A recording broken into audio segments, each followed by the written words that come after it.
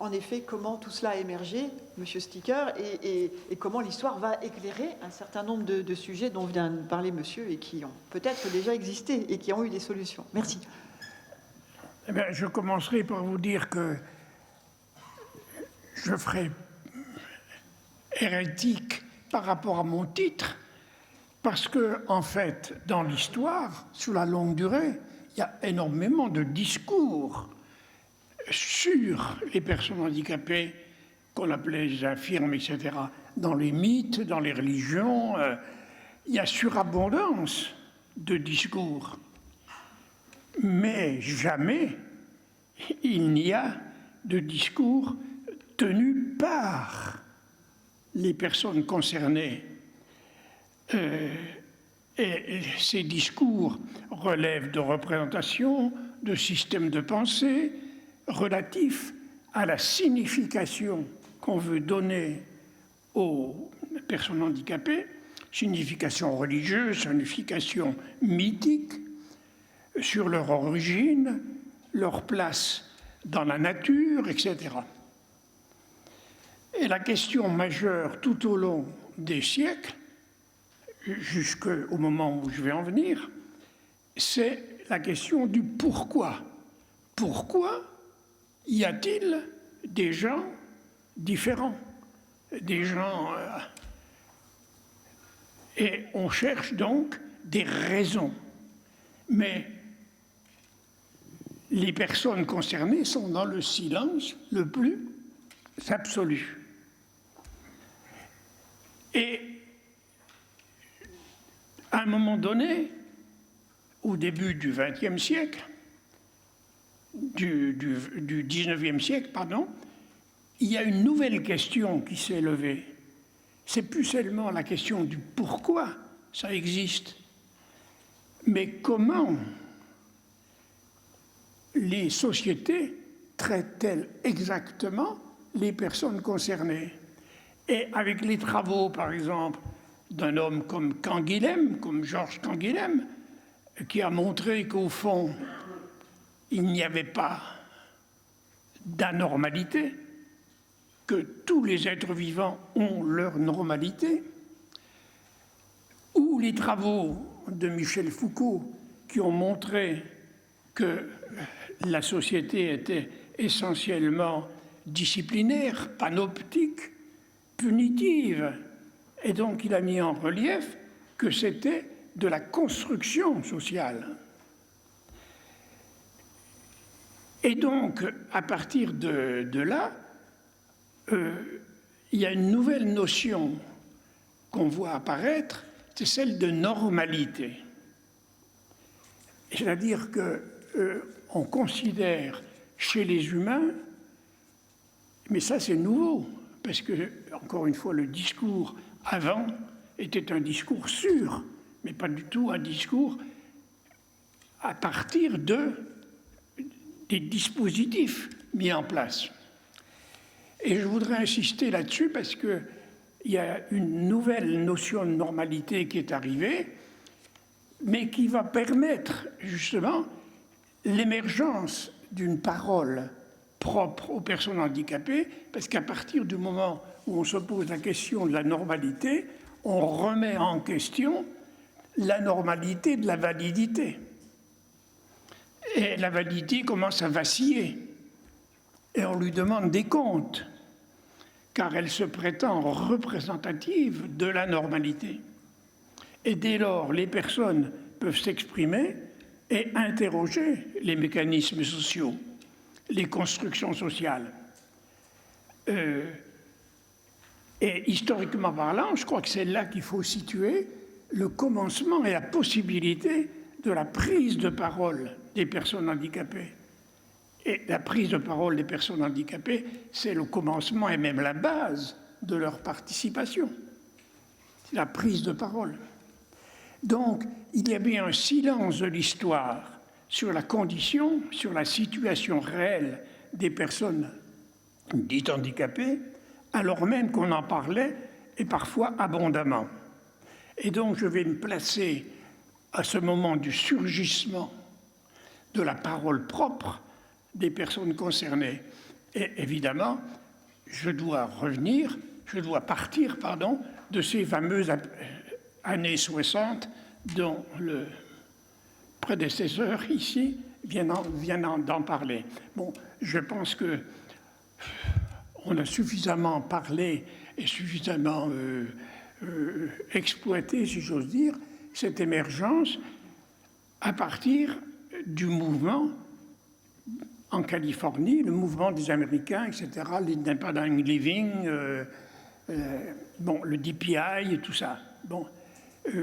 Et c'est ce mouvement qui a fait tache d'huile, parce qu'il était un mouvement puissant, un mouvement aussi intellectuellement fort, et qui a eu très vite des représentants dans les instances internationales.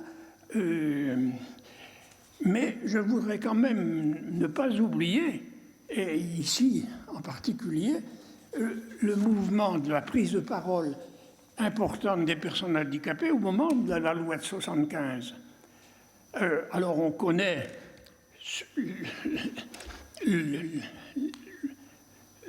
l'emblématique qui a été les handicapés méchants.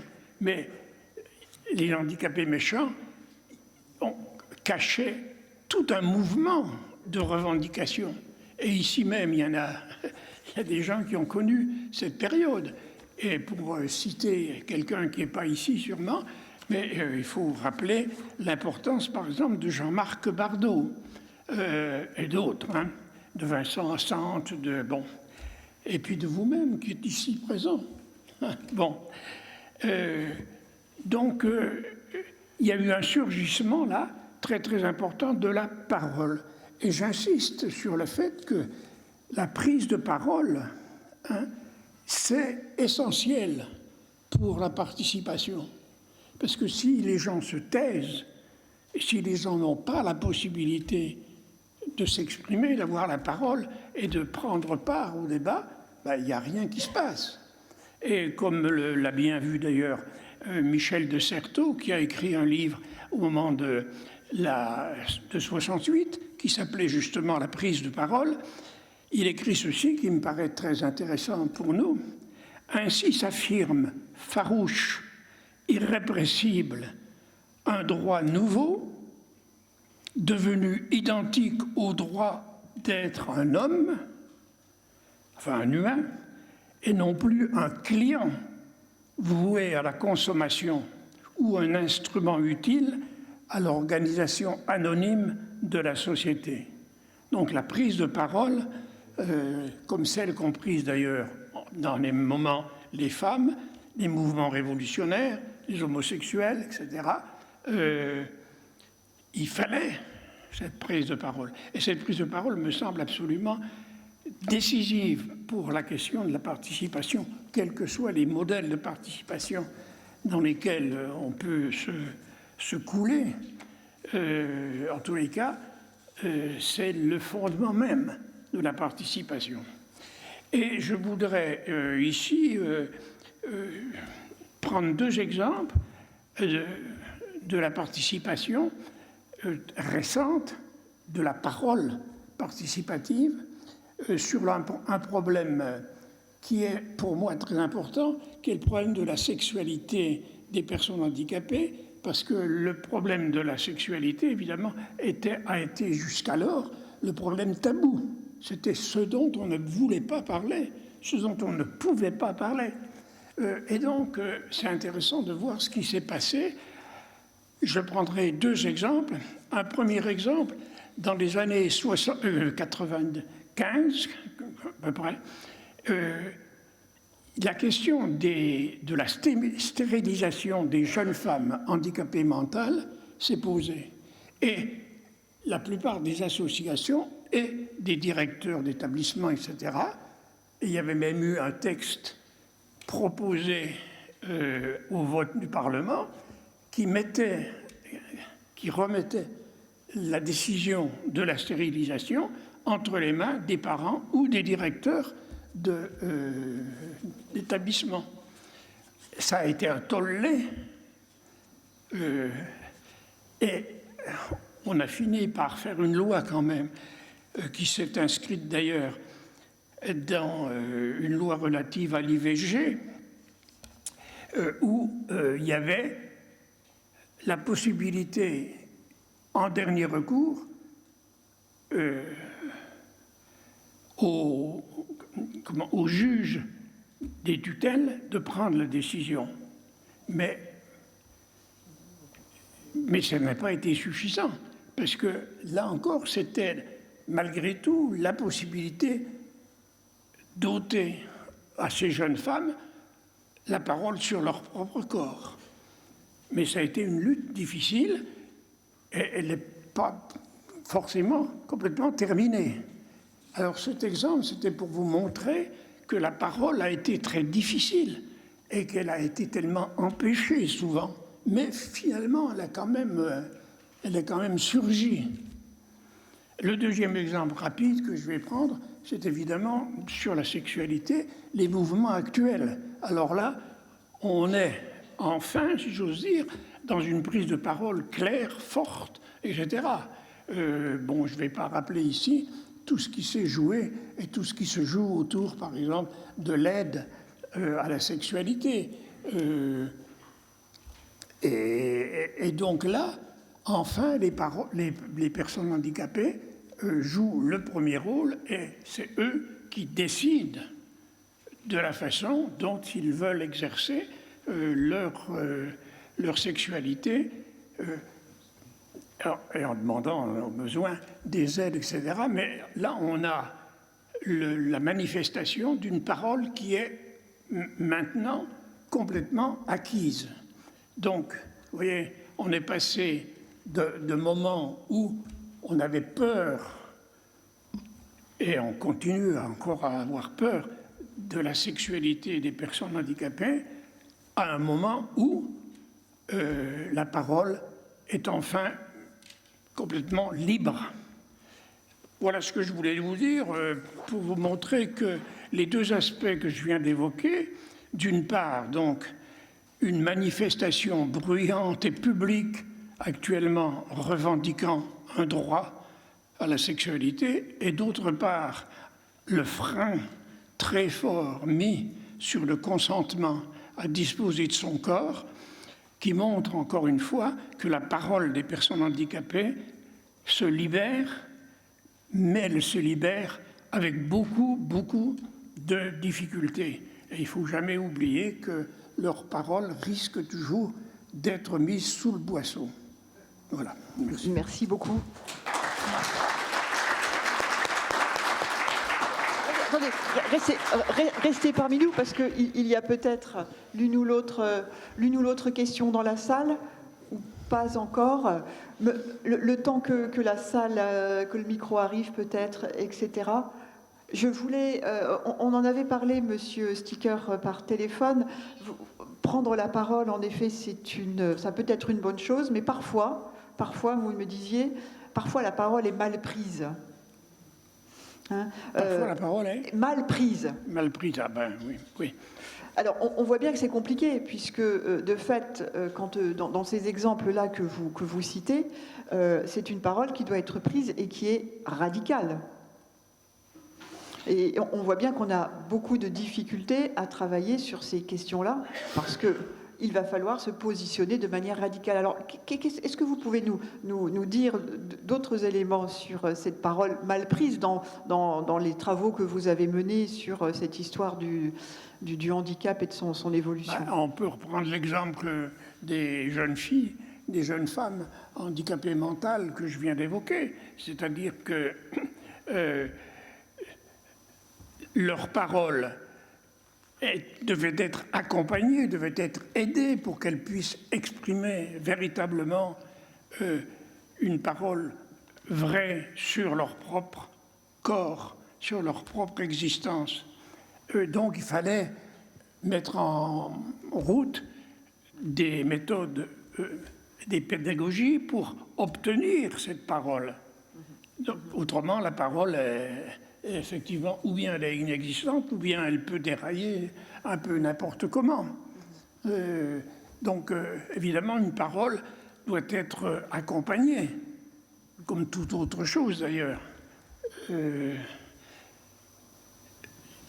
Et puis, alors, souvent, évidemment, la parole, alors, des autres sur les personnes handicapées, là, il y a beaucoup à dire sur les mauvaises paroles. Mais là, la parole, évidemment, ne peut pas être prise n'importe quand, n'importe comment. Il faut la préparer, il faut l'accompagner, il faut, bien sûr, pour qu'elle soit vraie, qu'elle soit authentique. Mais moi, j'insiste sur le fait que, historiquement parlant, on a été très lent à entendre la parole des personnes, qu'il a fallu justement des mouvements forts des personnes elles-mêmes pour que on admette qu'elles aient la parole. Et justement, on fête ces 15 ans. Ah, pardon. Monsieur, il faut le micro, autrement, allez-y. Oui, monsieur le professeur, concernant cette prise de parole qui vise somme toute à l'insertion, ne pensez-vous pas qu'elle se heurte précisément à 3 obstacles que pour ma part je crois déceler? Il y a tout d'abord le culte du corps, le culte contemporain du corps que l'on voit omniprésent et omnipotent. Il y a deuxièmement le culte de la performance, qui est une auto-célébration de soi. Et enfin, il y a le risque de la compassion. Que pensez-vous de ces 3 risques qui me paraissent majeurs et qui font obstacle à une insertion facilitée ou réussie, ou en tout cas accélérée, de la personne handicapée? Oui, ben, vous avez raison. Les obstacles que vous venez de nommer sont effectivement des obstacles qu'on peut rencontrer à tout moment. Et bon, encore une fois, la parole n'est pas facile à prendre. Hein. Mais encore une fois, il n'y a pas de participation sans la prise de parole. Ça me paraît fondamental. C'est pour ça que j'ai insisté sur cet aspect qui est un des aspects de la participation. Ce n'est pas tous les aspects de la participation, mais c'est tellement pour moi fondamental.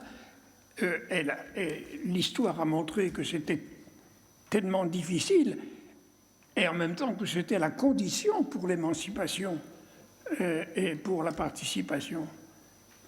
Donc voilà, mais les obstacles que vous signalez restent et seront toujours présents. Parce que la validité, je ne dis pas les valides, mais la validité aura toujours intérêt à ne pas écouter, parce que ça la met en question. Donc quand ça nous met en question, on ne veut pas écouter. Et les personnes handicapées nous mettent en question la façon dont tourne la société. Et c'est pour ça que je dis aussi souvent que une des choses que je regrette, c'est que dans les débats publics concernant les problèmes généraux des citoyens, il n'y ait pas davantage justement de paroles des personnes handicapées. Il y a davantage actuellement de paroles de femmes, par exemple, hein, encore que, bon, mais bon, c'est pas mon problème immédiat là.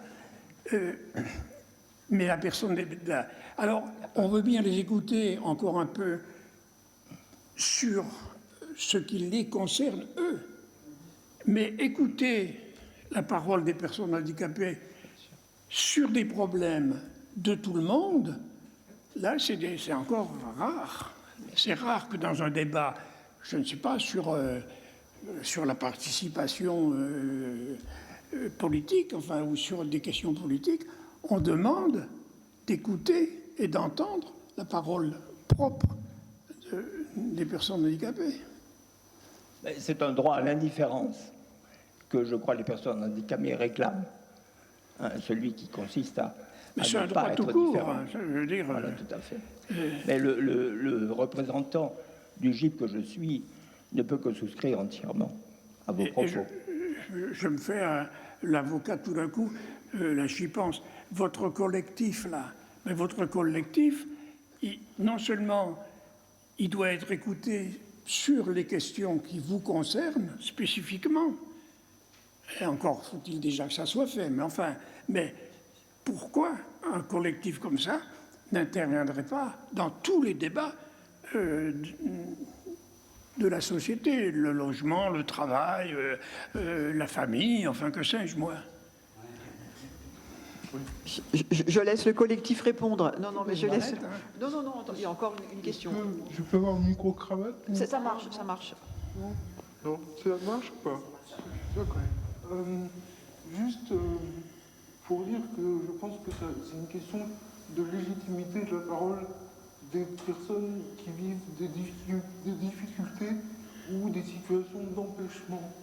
Si on reprend la définition du handicap selon l'OMS, et on fait une situation et non plus un attribut de la personne, quelque chose qui dépendrait uniquement d'elle-même.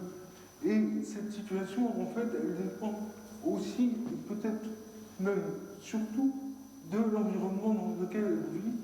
Et si on conçoit que c'est une situation de difficulté dans les activités de la vie courante ou d'empêchement, on s'aperçoit que ça touche tout le monde et que c'est une situation universelle que tout le monde peut connaître.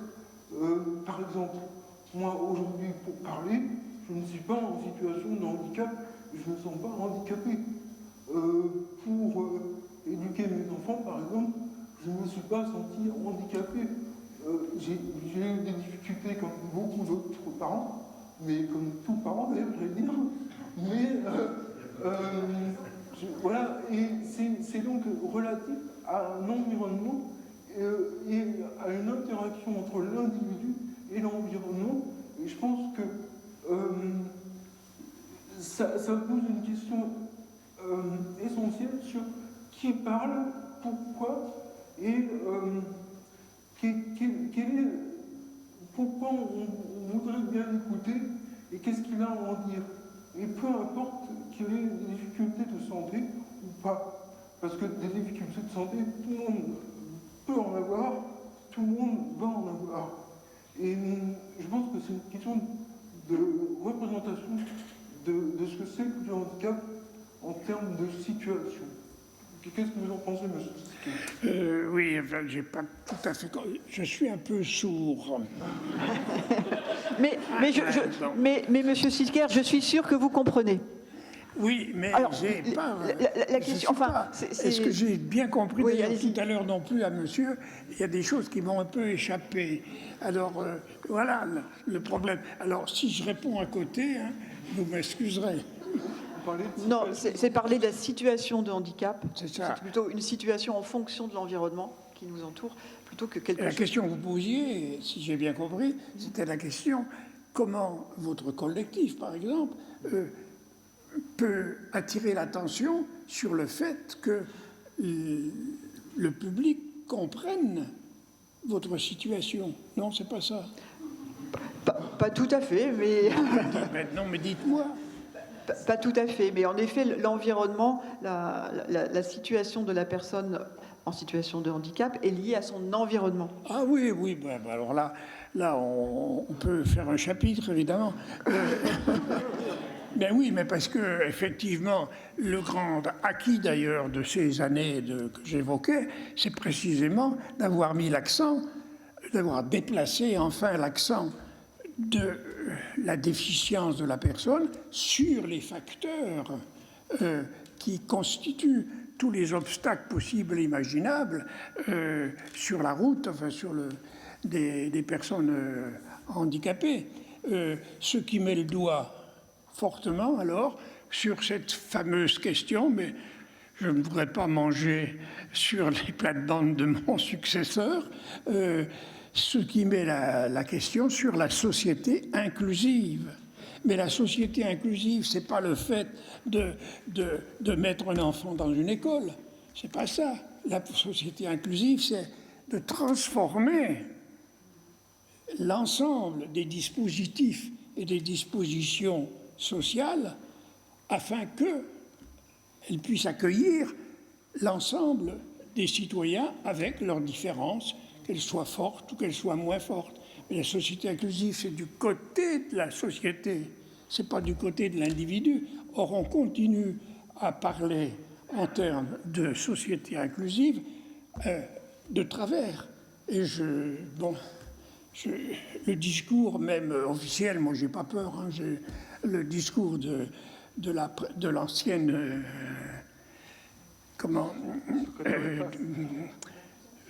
Secrétaire d'État. oui, était secrétaire d'État, je crois. Hein. Bon, secrétaire d'État. Cluzel, Madame Cluzel? Bon, oui, c'était, quand elle parlait de société inclusive, elle trompait complètement la conception. Hein.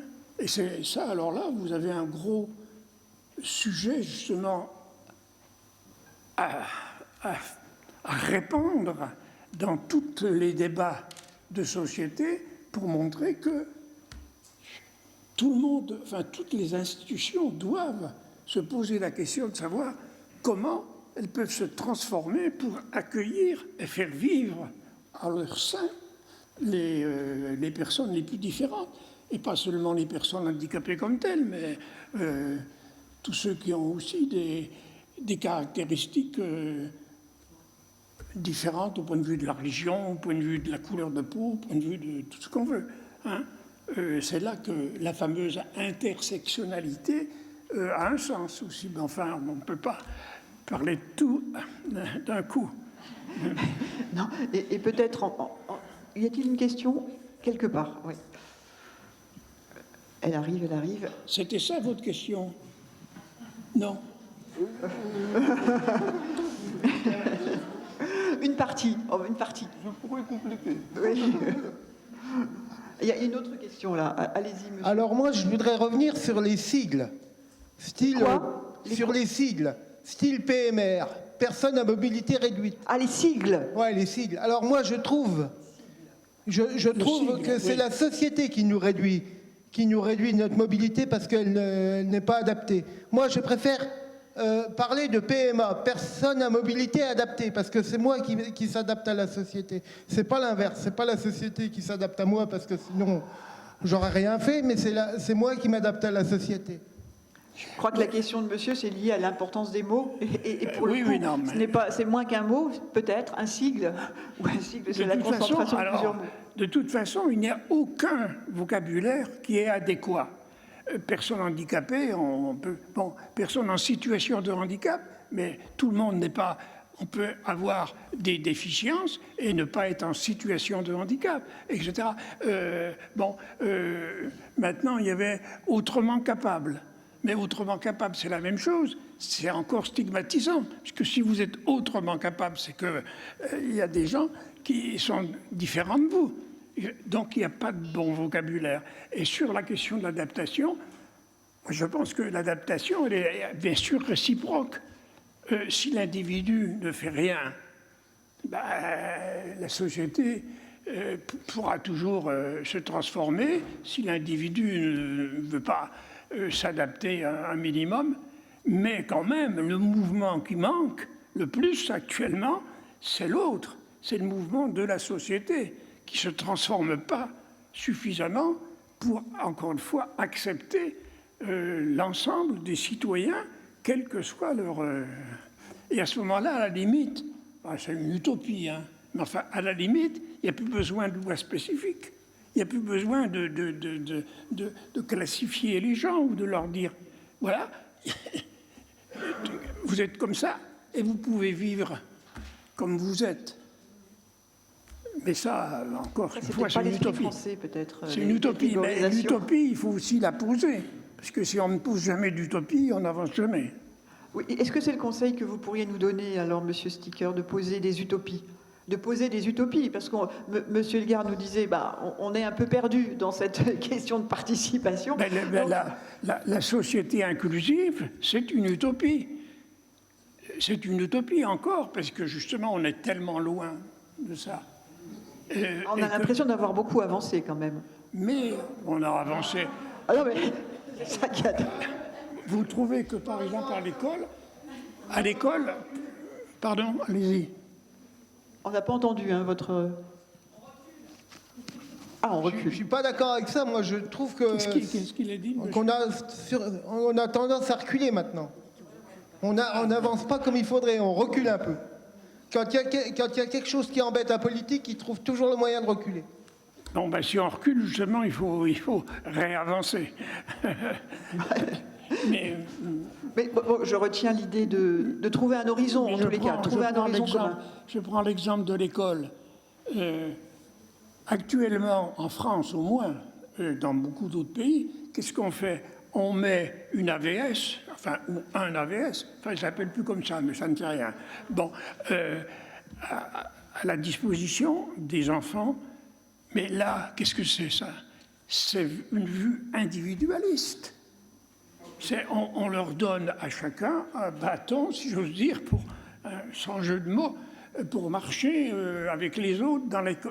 Mais quels sont les dispositifs et les réflexions que fait l'institution école pour transformer ses locaux, pour transformer sa pédagogie, etc., etc.